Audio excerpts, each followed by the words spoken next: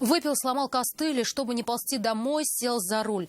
Нетрезвого 52-летнего водителя задержали автоинспекторы на улице Приволжская. Машина ехала, виляя из стороны в сторону, что не могло ускользнуть от взгляда сотрудников ГИБДД. Остановиться водитель не пожелал. От преследования постарался скрыться, но помешал забор частного дома, в который он и въехал. В том, что пил, он признался Айгуль Бадрудиновой. Сколько выпили? Лимонад. Лимонад алкогольный? Да. 52-летний Владимир, водитель «Лады», долго уходил от ответа, но потом все же сознался, выпил. Его задержали на улице Приволжская. Говорит, очень хотелось домой, но идти не мог, сломался костыль. С переломанной ногой без поддержки далеко не уйдешь, не ползти же. Вот и решил, что сесть за руль не такой большой грех. Правда, когда увидел автоинспекторов, Кары решил избежать и сильнее нажал на газ. Они заметили его издалека. Автомобиль ехал, виляя из стороны в сторону. Преследование было недолгим. «Лада» остановилась, протаранив забор жилого дома. Водитель признался, что не хотел, просто перепутал педали тормоза и газа. Сомнений почему у сотрудников ГИБДД не возникло. Они пригласили понятых и предложили водителю пройти тест на алкоголь. Запах алкоголя изо рта вы, наверное, чувствуете? Так, Владимир Петрович, вы согласны? Согласен.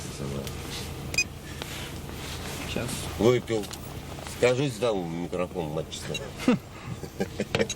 А то прям вообще катастрофа какая случилась. Мужчина решил, что одного его веского слова и чистосердечного признания для протокола вполне достаточно. Брать в рот какие-то трубочки в полицейской машине он не хотел.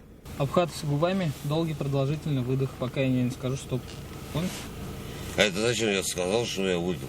Я знаю, что вы выпили. У вас вот состояние. Вот. Обхватывайся губами. Хотите сказать, что не адекватно? Вот. Нет, я не говорю, что вы неадекватны. Будете проходить? Нет. Вот. Не устроило его предложение и проехать в больницу. Анализ крови на содержание алкоголя делать мужчина также не пожелал. В больницу вы согласны поехать? Нет.